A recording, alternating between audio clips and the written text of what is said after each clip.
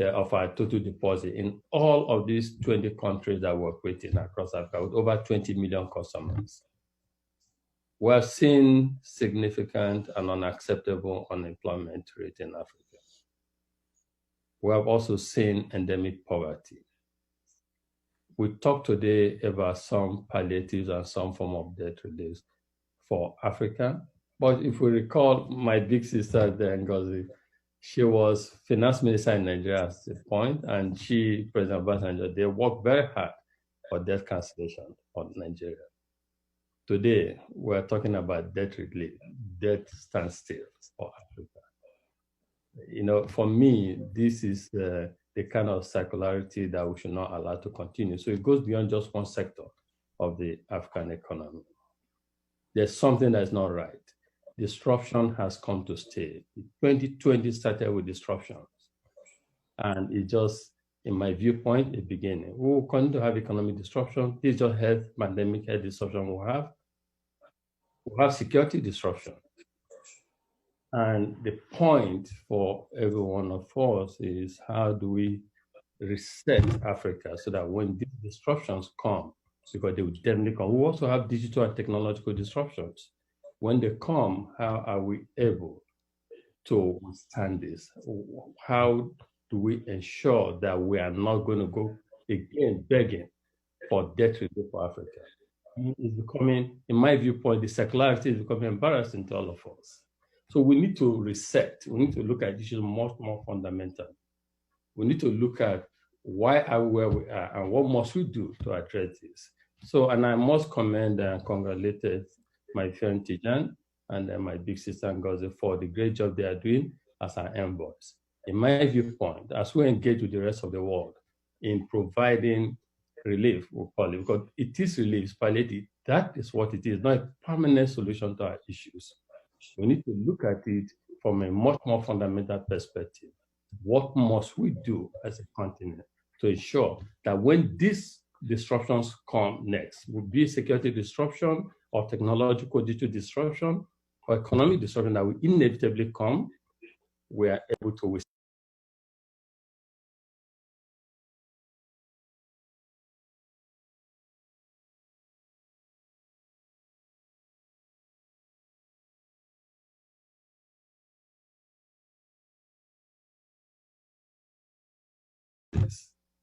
I have often argued that we need a form of Marshall Plan akin to the 1948 Marshall Plan that was put in place.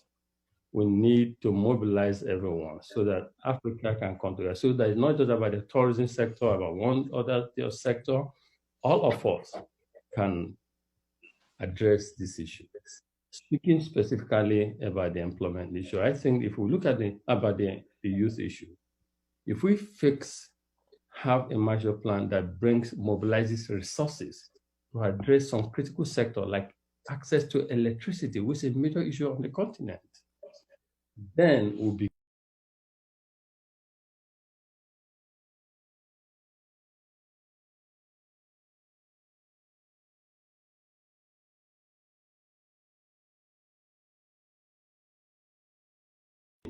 we'll begin the conversation. We'll begin to make sure that we don't go again begging for people to bail us out, because we must, as a continent, accept the fact that disruption has come to stay. If before maybe 3, 4, 5 years and that won't happen. And so a solution to us should be much more than a sectoral, one sector approach. I think, do we have the resources and capability for this to happen? Yes. If you look at Ngozi, if you look at Tijan, these are great Africans, and they can mobilize people, and both within and outside Africa, the private sector, the public sector. In my little world, as the founder of the Elumelu Foundation, we experimented something. We endowed $100 million to support young African entrepreneurs, young Africans who have economic ambitions. We believe that what we need is economic opportunity. And what we have done so far shows to us clearly that if we can fix access to electricity on the continent, if we can ensure, like what Ngozi led for a long time when she was in Nigeria, for instance, stability of macroeconomic policy and environment, if we can prioritize the youth, to a large extent, we're able to fix some of these issues. Because ultimately, unemployment level in Africa is unacceptable. Poverty level is totally endemic and will cripple us. And these are things that predispose Africa to extremism. We must, and youth migration, we must fix them. To me, I see this pandemic as an opportunity to reset Africa. The easiest thing for us to do, the easiest thing to escape, the easiest escape for us is to just say, take more debts, give us a moratorium or no interest repayment, and it keeps going on. And that circularity is an issue we must deal with. And to deal with it, we need to prioritize our young ones. We need to get our government to ensure stable macroeconomic policy. Some are doing very well in that area, but we need to bring everyone to the table. Let all of us see